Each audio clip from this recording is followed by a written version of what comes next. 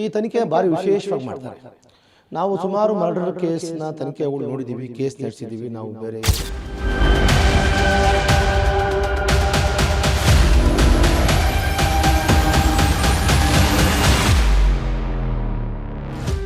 Darshan and gang ಮತ್ತು ಅವ್ರಿಗೆ bail reject ಆಗಿತ್ತು.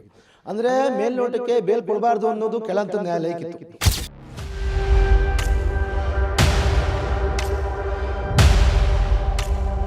ಫಸ್ಟು FIR ಕೊಡ್ತಾರೆ, ಅದು ಆರೋಪ.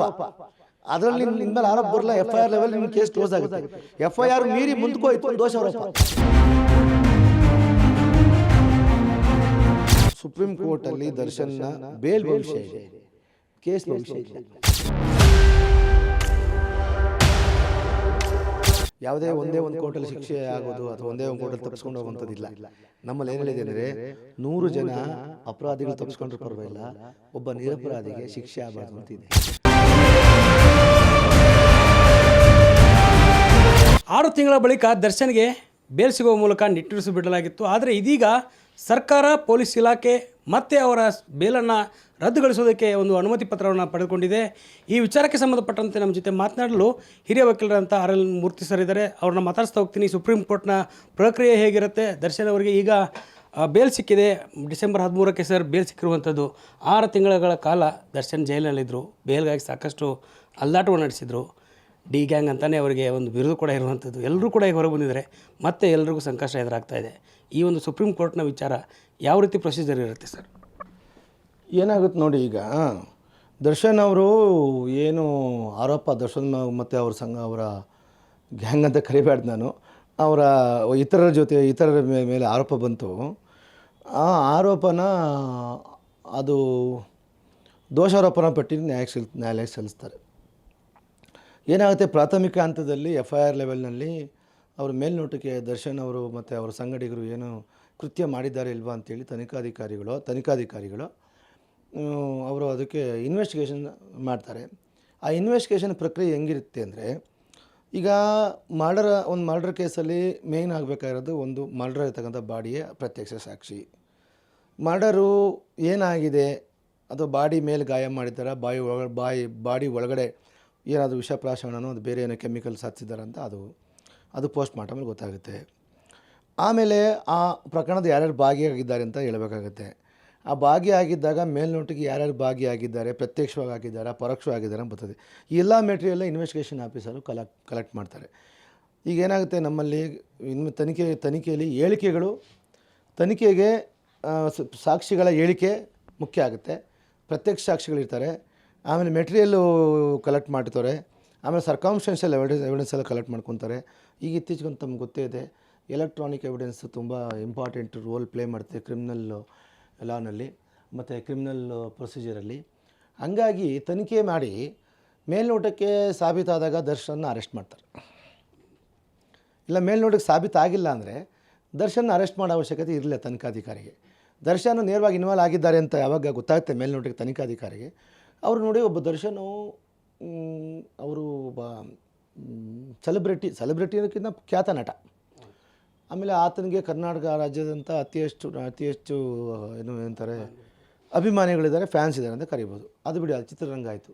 ಇಲ್ಲಿ ನ್ಯಾಯಾಂಗ ವಿಚಾರ ಬಂದಾಗ ಅಪರಾಧನೇ. ದರ್ಶನ್ ಮಾಡಿದ್ರು ಅಪರಾಧನೇ.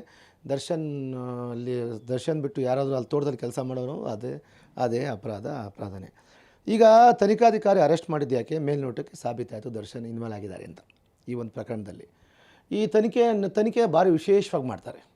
ನಾವು ಸುಮಾರು ಮರ್ಡರ್ ಕೇಸ್ನ ತನಿಖೆಗಳು ನೋಡಿದ್ದೀವಿ, ಕೇಸ್ ನಡೆಸಿದ್ದೀವಿ. ನಾವು ಬೇರೆ ಸುಪ್ರೀಂ ಕೋರ್ಟ್ನಲ್ಲಿ, ಹೈಕೋರ್ಟ್ನಲ್ಲೆಲ್ಲ ಕೇಸು ನಾವು ಓದಿ ತಿಳ್ಕೊಂಡಿದ್ದೀವಿ. ಈ ಕೇಸು ಒಂದು ವಿಶಿಷ್ಟವಾಗಿ ಕೇಸ್ ತೊಗೊಂಡ್ರು. ಪೊಲೀಸ್ ಠಾಣೆಗೆ ಯಾರೂ ತೊಂದರೆ ಕೊಡಬಾರ್ದು ಅಂತೇಳಿ ಫೆಂಡಲ್ ಆಗೋದನ್ನ ಹಿಡಿದು ಸುಮಾರು ದುಡ್ಡು ಖರ್ಚು ಮಾಡಿ ಈ ತನಿಖೆನ, ಯಾಕೆಂದರೆ ಮೀಡಿಯಾದವರು ಇದನ್ನು ವಾಚ್ ಮಾಡ್ತಾನೇ ಇದ್ರು. ಮೀಡಿಯಾದವ್ರು ವಾಚ್ ಮಾಡಿ ನಮಗೆ ವಾಚ್ ಮಾಡಿಸ್ತಿದ್ರು ಸಾಮಾನ್ಯ ಜನಕ್ಕೆ. ಯಾಕೆ ಮೀಡಿಯಾ ವಾಚ್ ಮಾಡಿದಾಗ ಅದು ನಮಗೆ ವಾಚ್ ಮಾಡಿಸ್ತಾ ಅದು ದರ್ಶನ್ ಕೇಸು ಸ್ವಲ್ಪ ಜಾಸ್ತಿನೇ ಆಗಿತ್ತು.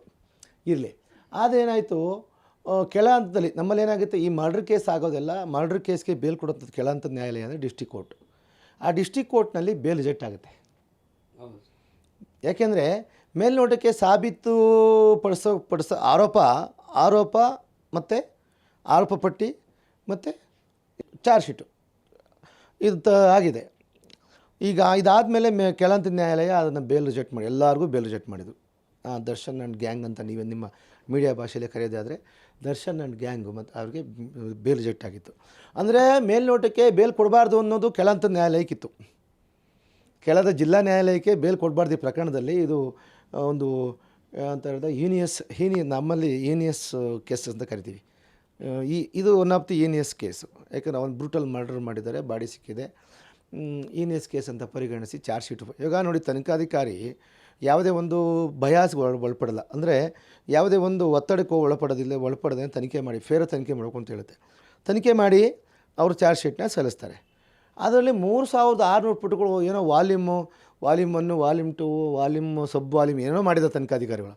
ಇದೇನಾಗಿದೆ, ನನಗೆ ಒಂದು ಆರ್ಡಿನರಿ ಅಲ್ಲ ಆಯಿತು, ಒಂದು ಮರ್ಡರ್ ಕೇಸ್ನಲ್ಲಿ ಇಷ್ಟೊಂದು ತನಿಖೆ ಪುಸ್ತಕದ್ದು ಬರೆಯೋ ಅವಶ್ಯಕತೆ ತನಿಖಾಧಿಕಾರಿಗಳಿಗೆ ಇರಲಿಲ್ಲ. ಯಾಕೆ ನ್ಯಾಯಾಲಯದಲ್ಲಿ ಜಾಸ್ತಿ ನಮ್ಮಲ್ಲಿ ಏನಿದೆ, ಗಾರ್ಬೇಜ್ ಇನ್ ಗಾರ್ಬೇಜ್ ಔಟ್ ಅಂತ ಕರಿತೀವಿ. ನಾವು ಎಷ್ಟು ಕೆಟ್ಟದನ್ನ ತುಂಬ್ತೀವಿ ಸಿಸ್ಟಮ್ ಒಳಗಡೆ, ಅದೇ ಕೆಟ್ಟದ್ದು ಆಚೆ ಬರುತ್ತೆ. ಈಗ ನಮ್ಮಲ್ಲಿ ಏನು ತನಿಖಾಧಿಕಾರಿಗೇನು 3000-4000 ಪುಟ ತನಿಖೆ ಮಾಡಿಬಿಟ್ಟಿದ್ದೀನಿ ನಾನು, ನನ್ನಂಥ ತನಿಖಾಧಿಕಾರಿ ಯಾರೂ ಇಲ್ಲ, ಇನ್ನು ಗ್ಯಾರಂಟಿ ದರ್ಶನ ಕನ್ವಿಕ್ಷನ್ ಆಗುತ್ತೆ ಅಂತ ಒಂದು ಮನೋಭಾವನೆ ಮೂಡ್ಸೋಕ್ಕೆ ಅಷ್ಟೆಲ್ಲ ಮಾಡೋರೆ. ಆದರೆ ನ್ಯಾಯಾಲಯ ಬೇಲ್ ಕೊಡಬೇಕಾದ್ರೆ ಅಲ್ಲಿ ಕನ್ಸಿಡರ್ ಮಾಡಿದೆ ಏನಂತ, ಮೇಲ್ನೋಟಿಕೆ ಇದು ಆರೋಪ ಅಥವಾ ಮೇಲ್ನೋಟ ಆರೋಪ, ಫಸ್ಟ್ ಆರೋಪ ಆಮೇಲೆ ದೋಷಾರೋಪ. ನೋಡಿ ಹೆಂಗಿದೆ, ಆರೋಪ ದೋಷಾರೋಪ. ಆರೋಪನ ಸಾಬೀತುಪಡಿಸೋದು ದೋಷಾರೋಪ. ದೋಷಾರೋಪ ಆದ ತಕ್ಷಣ ದರ್ಶನ್ ಕನ್ವಿಕ್ಷನ್ ಆಗಬೇಕು ಅಂತೇನಿಲ್ಲ. ಆದರೆ ಬೇಲ್ ಕೊಟ್ಟು ಮಾತ್ರಕ್ಕೆ ದರ್ಶನ್ಗೆ ಈ ಕೇಸಿಂದ ಹೊರಗೆ ಬರ್ತಾರೆ ಅಂತ ಯಾವುದೇ ಕಾರಣಕ್ಕೂ ಇಲ್ಲ. ಸರ್, ಈಗ ದರ್ಶನ್ ಅವರಿಗೆ ಹೈಕೋರ್ಟೇ ಬೇಲ್ ಕೊಟ್ಟಿರುವಂಥದ್ದು. ಹೈಕೋರ್ಟ್ ಈ ಎಲ್ಲ ಅಂಶಗಳನ್ನ ಗಮನ ಇಟ್ಕೊಂಡು ವಿಚಾರಣೆ ಮಾಡಿಯೇ ಕೊಟ್ಟಿರುವಂಥದ್ದು. ಸರ್ಕಾರ ಇದರಲ್ಲಿ ಆಸಕ್ತಿ ತೋರಿಸಿ ಸುಪ್ರೀಂ ಕೋರ್ಟ್ಗೆ ಸರ್ಕಾರ ಸ್ವಂತ ಇತ್ತು ಸರ್. ಸರ್ಕಾರ ಬಂದು ಈ ಕಾನೂನು ಸುವ್ಯವಸ್ಥೆಗೆ ಕಾನೂನು ಉಲ್ಲಂಘನೆ ಮಾಡಿದ್ರೆ ಕ್ರಮ ಜರುಗಿಸೋದು ಯಾರು? ಸರ್ಕಾರ ಏನು ಡ್ಯೂಟಿ ಅಂದರೆ ನೊಂದವ್ರಿಗೆ ರಕ್ಷಣೆ ಕೊಡಬೇಕು, ಉಲ್ಲಂಘನೆ ಮಾಡಿದವ್ರಿಗೆ ಶಿಕ್ಷೆ ಕೊಡಬೇಕು ಅಂತ ನಮ್ಮ ಸಂವಿಧಾನ ಹೇಳುತ್ತೆ. ಅದರಂತೆ ಸರ್ಕಾರದ ಕರ್ತವ್ಯ ಮಾಡ್ತೀವಿ. ಈ ದರ್ಶನಿಗೆ ಬೇಲ್ ಕೊಟ್ಟು ಮಾತು ನೋಡಿ ಸರ್, ಈ ನ್ಯಾಯಾಂಗ ವ್ಯವಸ್ಥೆಯಲ್ಲಿ ಕೆಳಹಂತದ ನ್ಯಾಯಾಲಯಗಳ ಒಂದು ವಿ ವೇ ಇದು ಕೇಸ್ ಪೆಂಡಿಂಗ್ ಇರೋದು ನ್ಯಾಯಾಲಯದಲ್ಲಿ. ನೋಡಿ, ಸಾಕ್ಷಿ ವಿಚಾರಣೆ ಇನ್ನೂ ಶುರುವಾಗಿಲ್ಲ. ಇನ್ವೆಸ್ಟಿಗೇಷನ್ ಆಫೀಸರ್ನ ನಾವು ಏಕಾಏಕಿ ತಗೊಳಕ್ಕೆ ಬರಲ್ಲ ಈಗ. ಆದರೆ ಬೇಲ್ ಕೊಟ್ಟಿರೋದು ಈ ಉದ್ದೇಶ ಅಂದರೆ ದರ್ಶನ ಸೆಲೆಬ್ರಿಟಿ ಇದ್ದಾರೆ, ಎಲ್ಲೂ ಹೋಗೋದಿಲ್ಲ, ಅವರು ಬೇರೆ ಕಂಟ್ರಿಗೆ ಹೋಗೋದಿಲ್ಲ, ಈಸಿಯಾಗಿ ಸಿಗ್ತಾರೆ, ತಪ್ಪಿಸ್ಕೊಂಡು ಹೋಗಲ್ಲ ಅಂತ ಅದು ಕಾರಣ ಇರ್ಬೋದು. ಆಮೇಲೆ ಮೆಡಿಕಲ್ ಗ್ರೌಂಡಿಂದ ಇಂಟ್ರೀಮ್ ಬೇಲ್ ಕೊಟ್ಟಿರೋದು ಅದು ಯಾವುದೇ ಕಾರಣಕ್ಕೂ ರೆಗ್ಯುಲರ್ ಬೇಲ್ಗೆ ಸಂಬಂಧ ಪಡೋದಿಲ್ಲ. ತಾವು ಅದನ್ನು ಸಾರ್ವಜನಿಕರಿಗೆ ತಿಳಿಸ್ಬಿಡಿ. ಇಂಟ್ರೀಮ್ ಬೇಲ್ ಕೊಡತಕ್ಕಂಥದ್ದು ಅತಿ ತುರ್ತು ಪರಿಸ್ಥಿತಿನಲ್ಲಿ ಯಾರಾದರೂ ಕೈದಿ ಅವರ ಹತ್ತಿರ ಸಂಬಂಧಿಕರು ತೀರ್ಕೊಂಡಾಗ ಅವ್ರನ್ನ ಆ ಒಂದು ಅಂತಿಮ ಸಂಸ್ಕಾರದಲ್ಲಿ ಭಾಗವಹಿಸೋಕ್ಕೂ ಸಹ ಇಂಟ್ರೀಮ್ ಬೇಲ್ ಕೊಡ್ತಾರೆ. ಅಂದರೆ ಅದು ಕೊಟ್ಬಿಟ್ಟಾಗ ಅದು ಪೊಲಿಟಿಕಲ್ ಇನ್ಫ್ಲೂಯೆನ್ಸ್ ಏನಿರಲ್ಲ ಅಲ್ಲಿ.